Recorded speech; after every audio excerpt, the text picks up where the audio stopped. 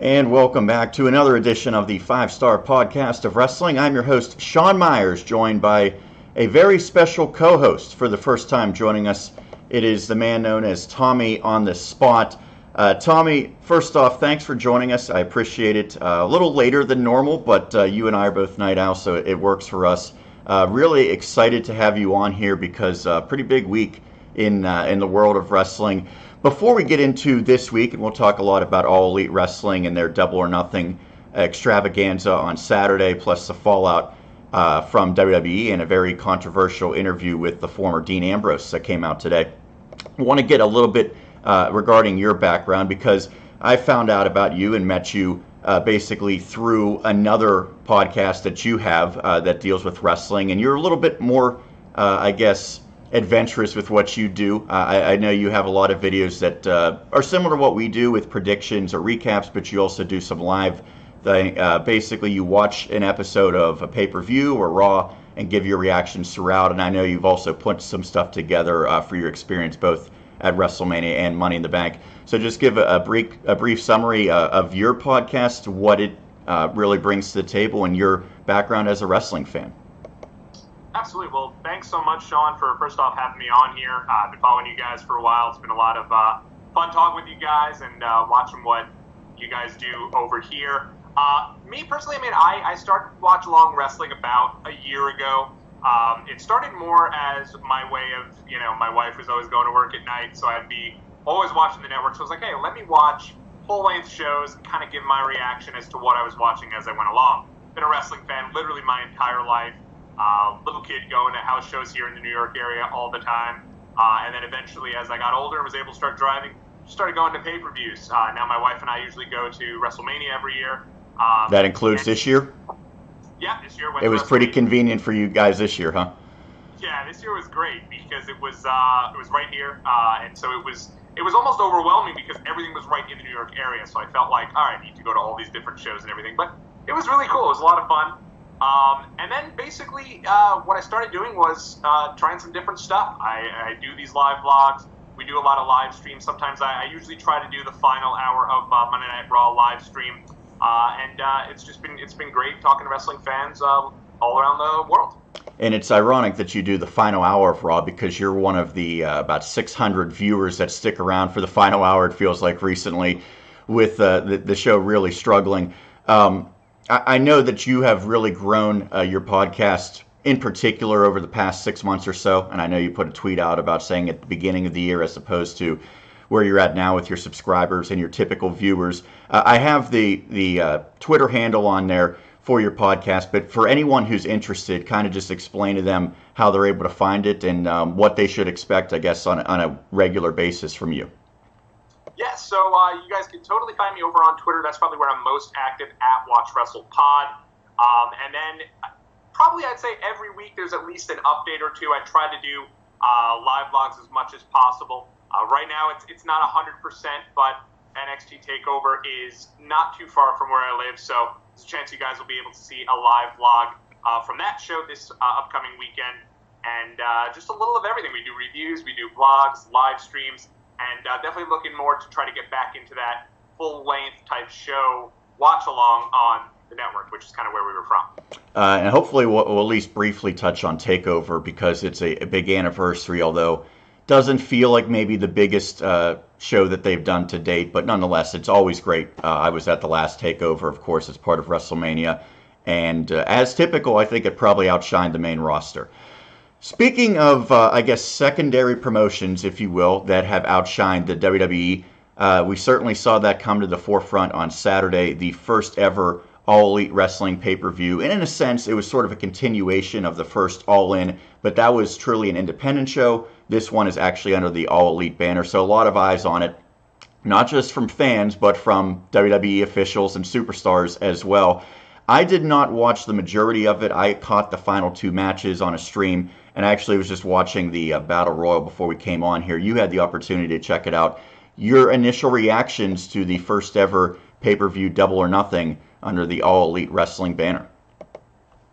Yeah, I thought it was a total home run. I thought, first off, it was one of these things where I was like, on the fence of whether or not I was going to order it. Obviously, a $50 price tag back in the day, that's what you expect from a traditional pay-per-view. But the WWE Network's kind of killed the wrestling pay-per-view business in that it's tougher to expect somebody to want to pay $50 for a wrestling pay-per-view when you're getting WWE Network for $9.99 and everything included. Right, and you basically get 5 or 6 pay-per-views plus the NXTs plus everything else on the network for the same price that you paid.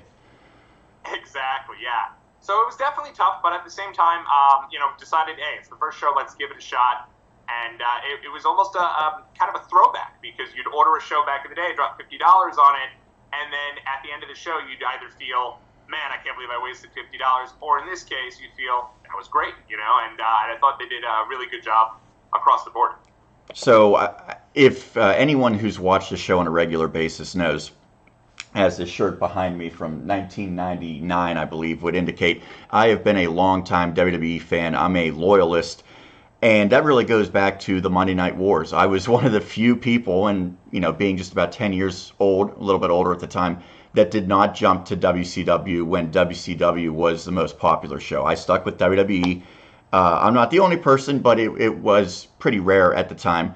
And I feel like I am almost at this point obligated to support WWE. That being said, I can appreciate quality wrestling, and I watch Ring of Honor on a regular basis. Never really got into TNA or Impact.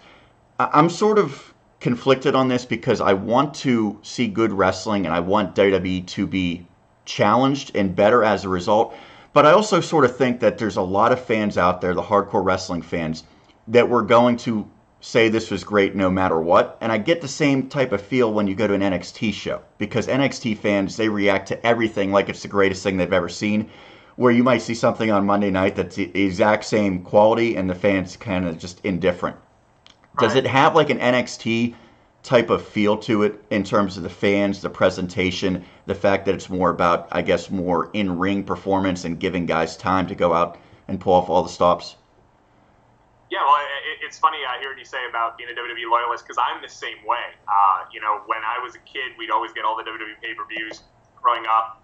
We ordered Bash at the Beach '94 because Hogan flipped over to WCW, and then hated the show. So we were like, we're never ordering another WCW show again. And so I never did.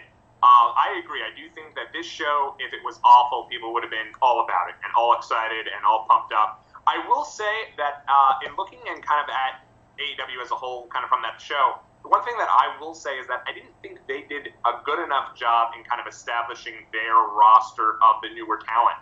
Guys like MJ. I mean, MJF had a little bit of a spotlight with Bret Hart, but guys like Jimmy Havoc, guys like Joey Janela, those types I saw the Battle Royal. At least I got through most of it at the point that Hangman Page had just come out, and it just looked like a train wreck. Would basically, not to say the guys weren't talented, but it was so all over the place. That's the type of stuff that WWE would get bashed for, and rightfully so. So I agree with your point. Of course, everyone saw the big matches with Cody and Dustin Rhodes, the Young Bucks against the Lucha Brothers, and then Omega and Jericho. But for the most part, with the exception of maybe the Lucha Brothers, those guys have all been established for North American fans, right?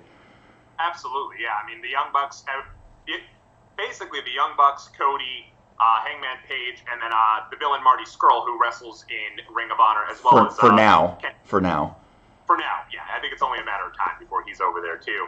And as well as Kenny Omega. Those guys have really established themselves as the elite and really got this entire thing going due to their success of their YouTube channel, being the elite.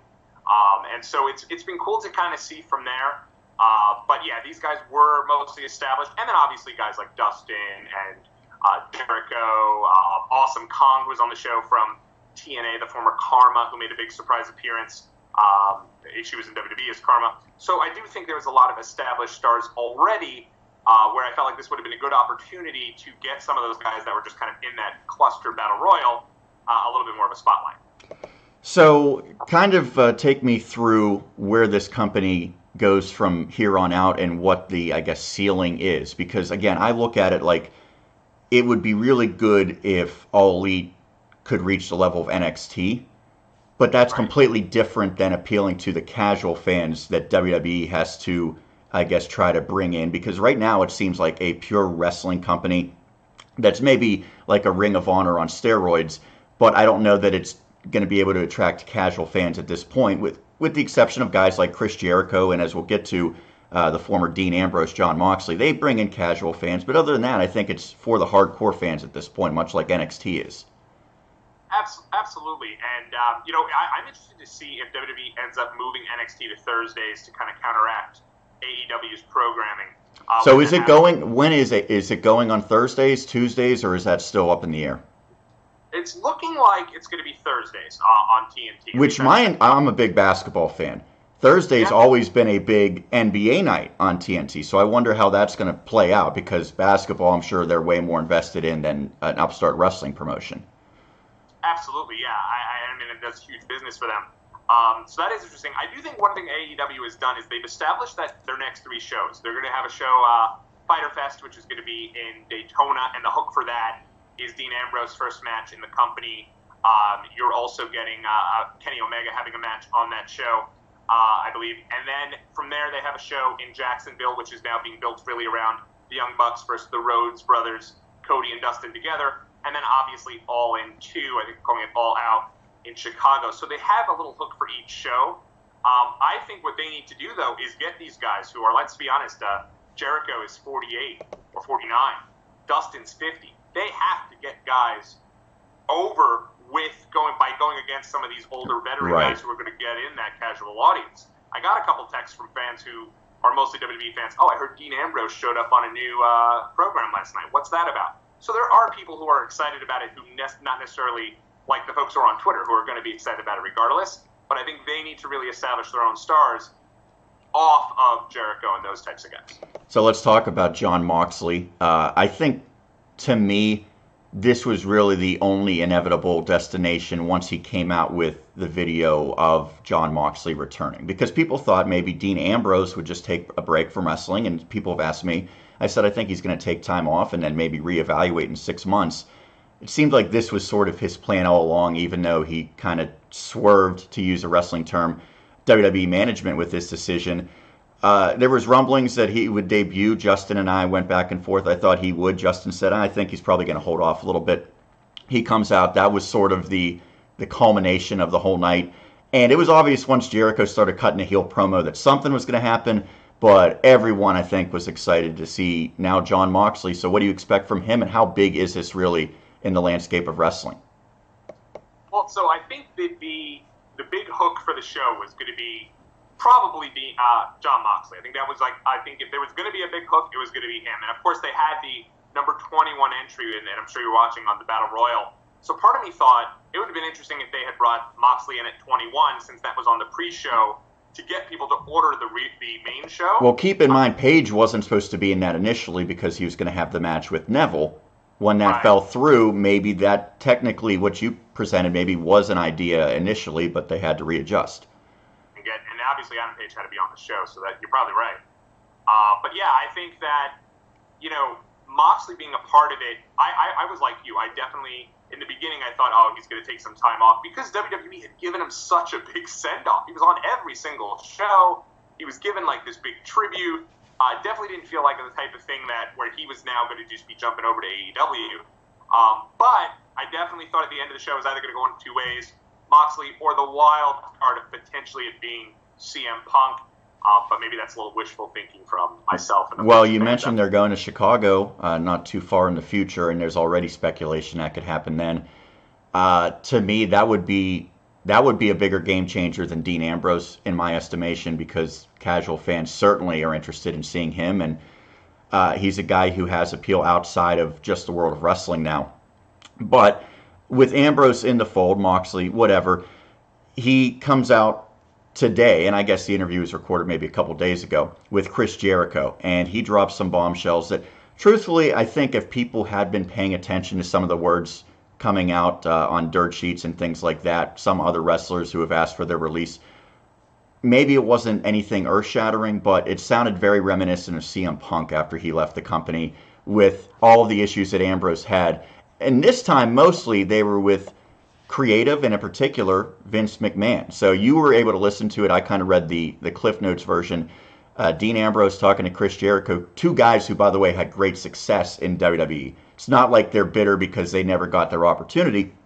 But Ambrose really pointed out a lot of issues that I think are very concerning long-term involving Vince McMahon and the future of this company.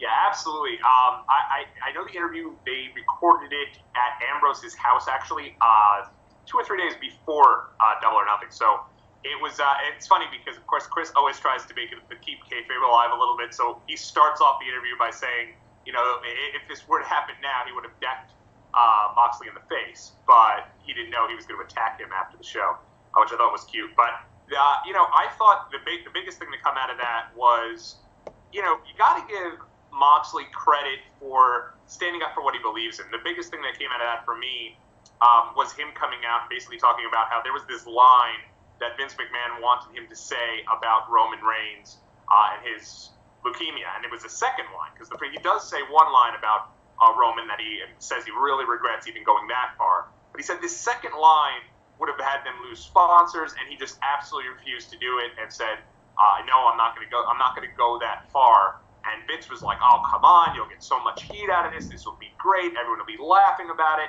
And, you know, it'll really set up Seth well. And Ambrose was saying, you know, I'm not going to do it. And I thought that was it's crazy to think that they just really wanted to use the Roman Reigns leukemia for everything it was worth. I thought that was something that was really big coming out of that. So he basically said the problems with Vince McMahon are that Vince doesn't allow freedom for people. It's so hard for them to get good promos. And I think most people would agree with that, because talent-wise, there's so many great wrestlers, but there's also guys that have proven to be successful characters, and then they come up to the main roster, and that sort of disappears. It seems like Vince McMahon is, you know, picks out maybe 10 guys at any given time that he cares about, and the other ones, doesn't matter what really happens to them, he doesn't want them showcased. It seems like he just can't get out of his own way in terms of developing new stars and giving the fans an entertaining show every week. That being said, you go back just about 2 months ago, they pretty much gave the fans all the results they wanted at WrestleMania. So I could see Vince in this state of, you know, now he's a 70-plus-year-old man saying, oh, I'm giving them what they want, but they're not watching. I don't know what to do here. I'm just going to do whatever I think is best. And it seems as though that he's really lost touch, and that's come through in an interview like this. What do you see? Do you see changes coming to WWE maybe an attempt to combat competition in the form of All Elite Wrestling? I mean, I sure hope so, because like you said, WWE is at its best when it's being pushed and when there's competition. You know, I thought one of the big things that was telling was Ambrose saying, you know, when he returned, he wanted to be a completely different character. He wanted to be a heel, and he had all these different ideas that he actually flew himself out to New York to discuss with Vince McMahon to really pitch these ideas. And Vince just crapped all over it. And Vince was like, no, we're not going to do that. We'll just have you come back as a tag partner. Like, incredibly stale. So I think they do need to do things. I think this week on Raw, they tried a little bit. I think they tried a little bit by having each segment kind of have a hook and lead into the next segment, at least for the first hour or so. It felt kind of like crazy a bit, but at the same time, at least it was good to see them kind of trying a little bit there. You had that with Brock coming out with the silliness, with the, you know, this old beatboxing thing. So, you know, hopefully this does lead to him trying some new and different and fresh ideas with characters, maybe like an Aleister Black or Bray Wyatt. So back to All Elite, and we'll wrap up with the Double or Nothing kind of synopsis. But the other big news was a Hall of Famer in WWE who made an appearance, and I think this one was way more shocking than Dean Ambrose. And long term, it's not really going to make that much of a difference. But Bret Hart was there less than 2 months from being inducted into the WWE Hall of Fame once again, and he was out there presenting the title. Now, the title actually, I don't know if they set a date on when it will be ultimately determined who the first champion is, but we know who the combatants are. It's going to be the aforementioned Hangman Page, who won the Battle Royal, and Chris Jericho. I think it's kind of unique that they have like an established guy that everyone's going to know but is a little past his prime, and then they have a younger guy who's not really established. I could see it going both ways. To me, I'm shocked that it's not a Kenny Omega or a Cody Rhodes, although I think Cody wants to avoid putting himself in that spotlight from the get-go because people are going to say, oh, they're just booking for their own interests. Where do you see this ultimately ending up, and your reaction when you saw Bret Hart come out as well? Yeah, I was actually more surprised about Brett too, because it really was. I mean, this is a guy who's been so ingrained in WWE.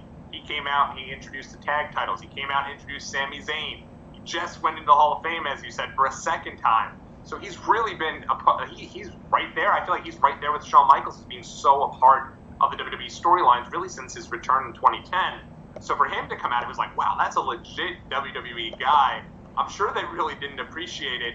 But it was cool to see Brett out there. He looked refreshed. I thought he added a lot to it.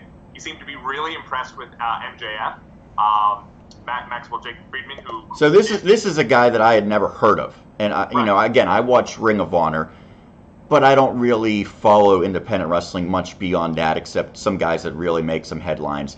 I didn't know anything about this guy, and it seems like he probably opened more eyes than anyone else on Saturday night. Yeah, he's a guy who's local. He trained over with Mikey Ware Brick School, New York Wrestling Connection, I believe, where Kurt Hawkins trained, Zack Ryder. So right here in Long Island, and he's only 23 years old. And I think the way that he just has such a quick wit on the mic, that he's a smarmy heel. He doesn't mind getting booed. Clearly, I had the great line about Brett. Brett, look out! Here comes the fan. That he popped Brett, and you could tell Brett was like laughing every time MJF said anything. So I thought that was really, I think he coming out of it, I think him and Jungle Boy, who is the Jack Perry, who is the son of the late Luke Perry, really made some headway a little bit as well. But definitely MJF, it was a big night for him going from there. As far as what I see, the first champion, I think it's going to be Jericho. And it's funny because Jericho even said in his thing, like, it would be a disaster if the guy with the biggest mainstream appeal lost to Kenny Omega, a know-nothing outside of AEW, kind of in his heel promo. But you hear that Chris Jericho is the world champion of a new federation and a new league, it will bring some eyeballs, I think. Right. So I mean, my mom knows Chris Jericho. She's not, I mean, she knows Goldust, but she doesn't know any of these young guys that are in there. So, I mean, it does, especially if you're going to a network, make sense to have someone that's going to bring them in. So we mentioned the response that Vince might have, and a lot of people I thought were really interested in seeing Raw and seeing SmackDown, seeing what they would do. To me, it was almost as if you said they were trying something different, and I'm not going to disagree with that, but I think the first hour was almost Vince trying to prove a point. We are not going to have a single legitimate wrestling match in the first hour, and yet we're still going to, double or triple the ratings that this wrestling-heavy promotion is going to have. It was just so weird, the way that they had like a promo, and then a brawl, and then a promo, and then a video package, and then they had Shane coming out, and the fans just, at that point, it was 8:50, and fans were like, this is awful. And they were chanting, "This is awful," at Shane McMahon, who was just droning on about something about the Samoans and their heritage. To me, it was so weird to see such a contrast between a wrestling-centric promotion, and really NXT is that as well, and then Vince comes and counters and gives you the complete opposite when you tune into Raw just 2 days later. Yeah, it really was, and I really questioned kind of in the beginning of Raw the booking of Seth Rollins. This is a guy I know a lot of people love, a lot of people are excited. I was happy to see him win the title, but you had Seth Rollins standing there. You had Brock come out, he's doing the whole thing with the Money and Beast, the Rock Party briefcase deal, Boogie and Dancing doing his thing, which was really interesting because Brock hasn't done pretty much any sort of character development in the last 5 years. Yeah, my friend was like, you have the most dominating force in the company come out and start dancing. I don't think it's terrible because no one's going to take Brock Lesnar as not a dominant force.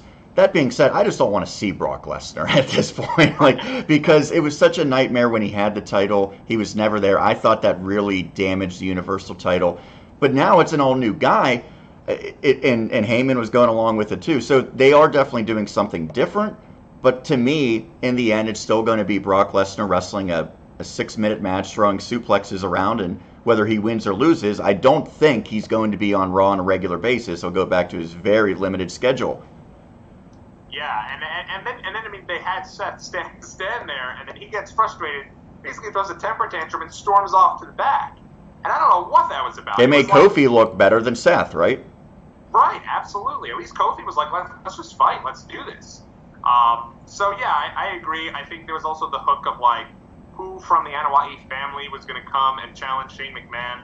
And then they bring out Lance Anoa'i, who is just pretty much a relative nobody, which makes sense for the character development. But that was, as you said, the first match on Raw. That was at like 5 to 9, so it was really like almost an hour into the show. Weird.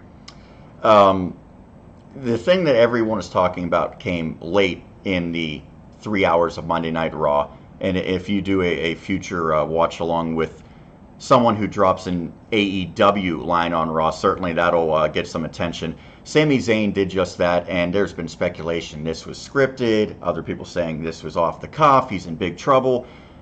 I think he was given the okay, at least by one person, that being Vince McMahon.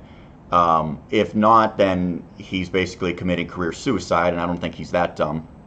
But you never know. People apparently are desperate to get out of this company.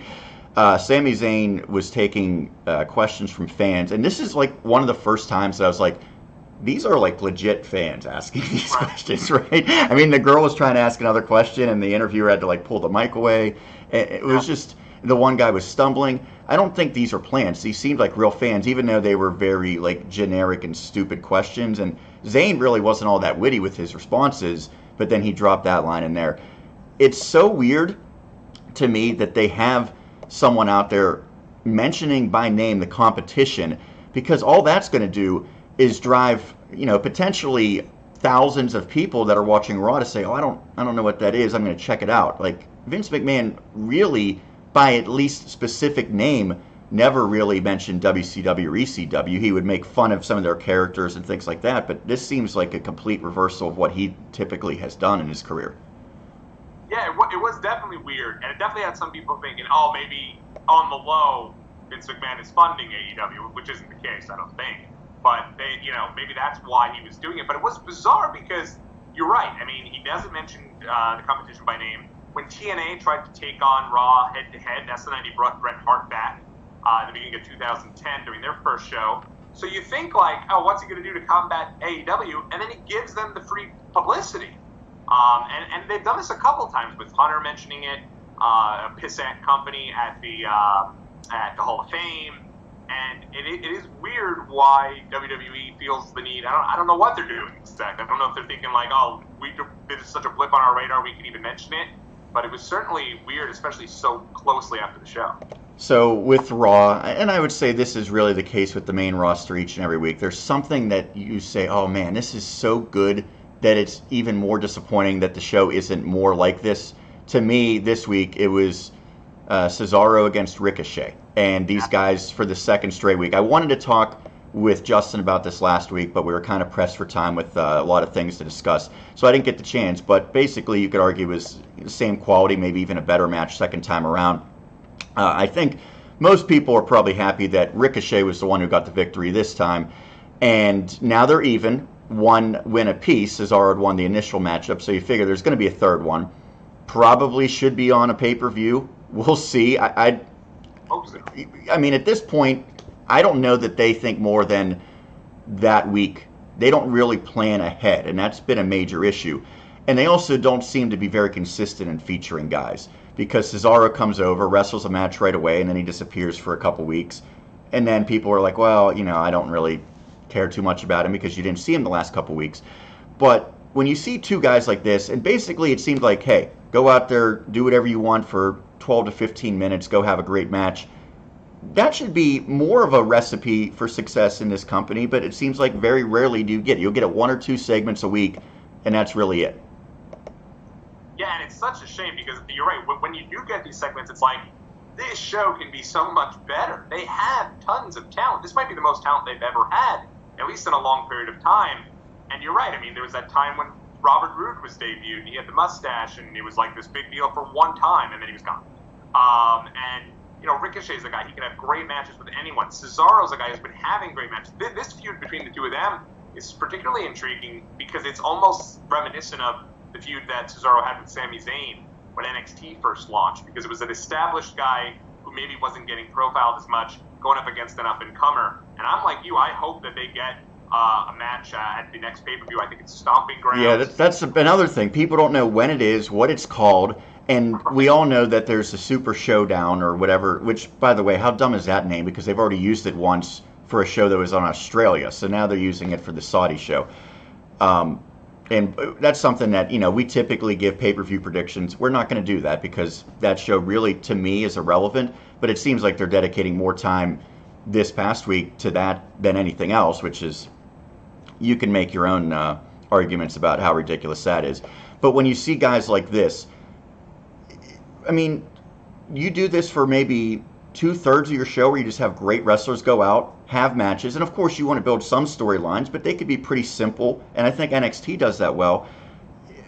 Why isn't Vince doing this? Why is it so much about Shane McMahon and Roman Reigns and the wild card where you see the same people twice every week now? It's just, they've made the show progressively worse over the past handful of months. Absolutely, and this incessant need to push Baron Corbin to the top of the card too. He's clearly a guy that they knew ratings were at like record lows when Baron Corbin was all over the show as the Raw general manager. They take him away from that and they push him to the moon. He's defeated Kurt Angle at WrestleMania, and now he's getting a world title match, a Universal title match rather. And it's mind-boggling that I don't understand why they keep going with Baron Corbin. Clearly people don't like the guy, and they seem very high on him. I'm not getting it myself, to be honest. Let's jump over to SmackDown. I thought SmackDown was a little bit more bearable, and one of the main reasons is because while they also opened with some promos, it only took them about 8 minutes to get into a Kofi Kingston and Kevin Owens match, and those guys are always going to deliver. That really shows you the difference between 50 minutes and Shane McMahon having the first match. I think it was basically about an hour and 10 minutes before the first real match on Raw. SmackDown, you didn't waste all that time. Pretty good start to the show. There was one thing, or a couple things that I thought were notable. They've been really building up this 24/7 title, not as a legitimate title, but something that they want to at least have spanning multiple segments each Monday and Tuesday. Word came down that this was maybe a network idea, and of course, you kind of have to do what the networks say. So it's been sort of a joke title, but it's been fun. There's Drake Maverick's been hilarious in this whole thing. So they have R-Truth running through the crowd, and he ends up in the ring while there was the Shane McMahon, again, doing some sort of celebration, I don't know. And he had Elias and Drew McIntyre there. So it leads to them beating up Truth, Elias getting his first ever title, not only just in WWE, but going back to NXT as well. And this is a guy that's been in the company 5+ years. It's pretty crazy that this is his first title. But because, of course, it's a joke, he loses it back at the end of the night. One, as an Elias fan, I did not want this to be the way that he won his first title. And secondly, at the end, it was Roman Reigns who laid out Elias. And it makes sense because they've been feuding. But Roman didn't even want to win this title. He doesn't want it. He gave it to R-Truth. What does that say? I mean, to me, when that was kind of like a fun, humorous ending to SmackDown. But it just seems like this is going to run its course in a matter of 3 months, 6 months. I don't really think that this is helping matters much, and it kind of makes Elias look like a less big deal because he was even involved in all this. Yeah, I mean, I too was very surprised to see Elias kind of downgraded and involved in this 24/7 deal. I think the 24/7 deal is kind of a one-note joke. There's only so many things they can do with it. I don't think they've done even enough with it. We should be getting updates, on the network live stream and showing, hey, this happened today at the airport. R-Truth was showing up and someone attacked him. These different things. The only thing, you mentioned Drake Maverick trying to hand out the looking for R-Truth signs, different things to that extent. But you're right. I mean, it really kind of showed the major difference there of presenting Roman Reigns that this is something I wouldn't even be bothered with. Right. And Elias, this is my first title here in the company. So that was disappointing. It's also disappointing that he lost the belt so soon, like it's for an hour later, So that was tough, and I'm with you. I don't see this for the long haul with 24/7 belt. So we mentioned Sami Zayn says by name All Elite Wrestling on Raw. On SmackDown, there was sort of like a why are they doing this again type of moment when Daniel Bryan called the tag team division a joke, and it was like what everyone has been saying, and really, when you look at the tag team division, I think that's where All Elite Wrestling is trying to create separation, because singles-wise and women's-wise, they don't have nearly the talent. But with the tag team division that they've made a focus, when you go back to the show Double or Nothing, there was only like 2 singles matches. Almost everything was multi-person or tag team. WWE doesn't have interest, or at least Vince doesn't have interest in doing tag team stuff. And I thought it was very ironic that Daniel Bryan mentioned that specifically, because I think he was speaking to the fans with that type of thing. And I don't know if that, I'm assuming that came from Vince, because Vince hears at least enough stuff to know what people think. But then all of a sudden Heavy Machinery comes out, and they're perfectly fine in their role, but this isn't all of a sudden like, oh, now the tag team division's getting interesting. I don't know that they're going to have a good tag team division anytime soon, and if you're any team other than the New Day or the Usos, that has to be concerning. Yeah, absolutely. I mean, it really, they do have a couple of teams. They have the Revival, Gallows and Anderson. They don't do anything with those guys. I just remembered today, the Authors of Pain, I know one of them's hurt, but, they're probably not even going to be used when everyone's healthy, right? Yeah. They're completely forgotten about. Yeah, they haven't done anything with those guys at all. Now Drake Maverick's kind of in a comedy-type role. Right. He's kind of away from them. So, yeah, and Heavy Machinery, I like Heavy Machinery as, maybe guys who could be in the first match, get the crowd up and excited. But to be in a program with Daniel Bryan, to me, that's just, there's no reason for it. And as you said, double or AEW, rather, you have the Young Bucks, you have the Lucha Bros, SCU, even, Jack Evans and Angelico. There was a lot of different tag teams that they're trying to already establish that can go in there and have 15, 20-minute matches. And it's a shame that other than really the Usos, there really are, and I guess the New Day, there really aren't those teams in WWE. So I kind of want to wrap up with NXT and a quick look at the TakeOver. But before we get to that, because it is the first time I've had the chance to have you on the show, and I appreciate, again, everything that you've been able to do to make this work tonight. But you said you're a WWE fan, and that's pretty much from the time you got into wrestling, and it was WWF back when we started watching it. We've supported them. To me, I always think if people aren't happy with Raw and SmackDown, there's such great alternatives with NXT, NXT UK, and 205 Live. And I've been binge watching 205 Live from last year when Buddy was still there, when Mustafa was all there. It's just incredible in-ring wrestling. If you want in-ring stuff, this company under its umbrella offers it.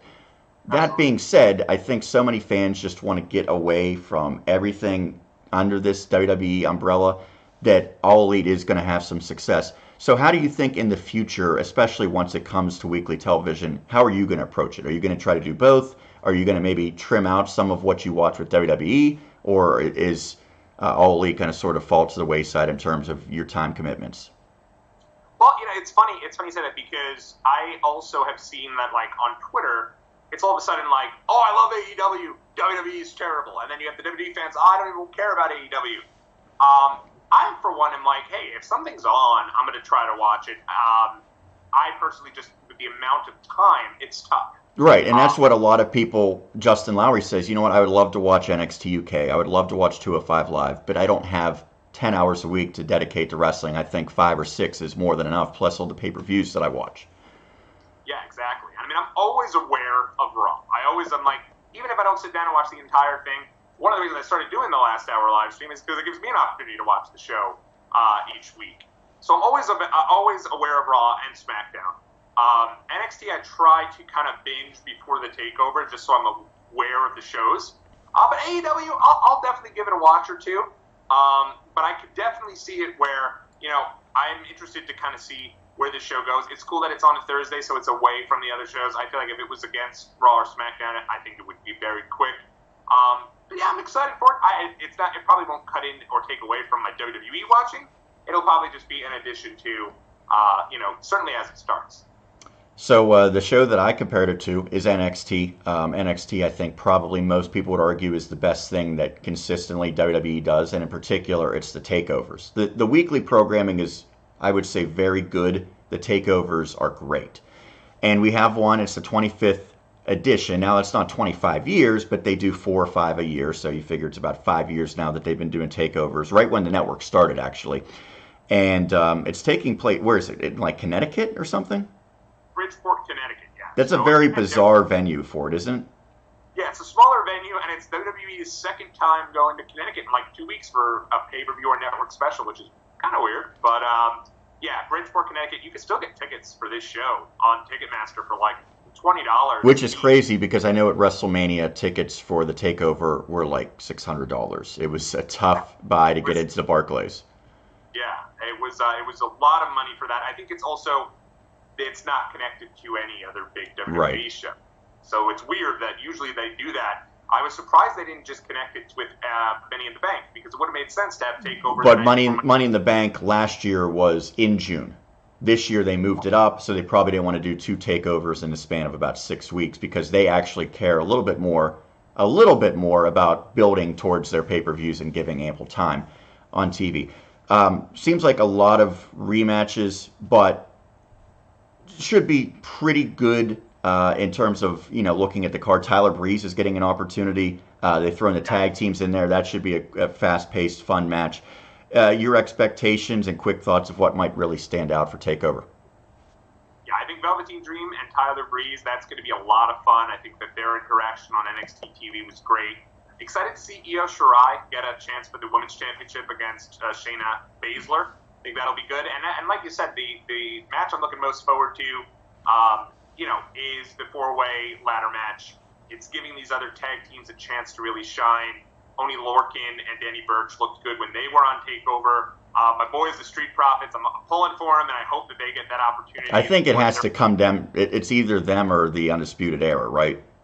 Yeah, I agree. I think that it could I think there's a small chance we end the night with Undisputed Era with the tag belts and Adam Cole with the NXT World Belt, and then Roderick Strong with nothing, so that you kind of build to that kind of tension between. I also sort of see that, how it plays out.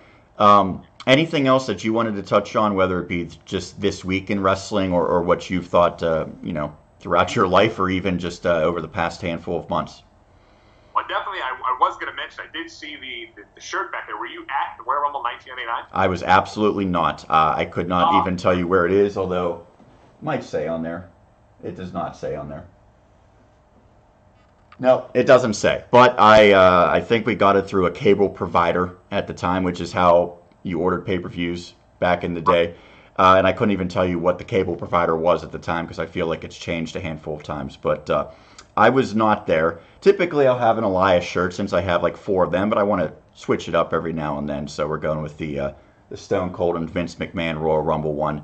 By the way, I have been watching wrestling since 1990. And like I said, at this point, I feel like I'm so committed to WWE that I just won't. It's like when you cheer for a sports team, even when the team is terrible, you've just supported them so long that you just go with it, even when there's so many better teams out there. That's what I feel like I'm always going to be.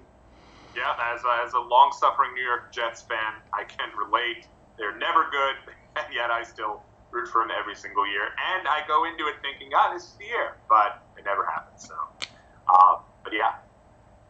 Great stuff. Again, Tommy on the Spot. You can check him out. Watchalong Wrestling. Go subscribe to it on YouTube. You can check him out on Twitter. Watch WrestlePod. There's all the information right there. And I know summer is a tough time for Justin, so would not be surprised if maybe I ask you to stop back in the future. And certainly I will be more than happy to contribute to anything that you would want for me. But certainly I appreciate it tonight, and I'm sure we'll see you again down the road.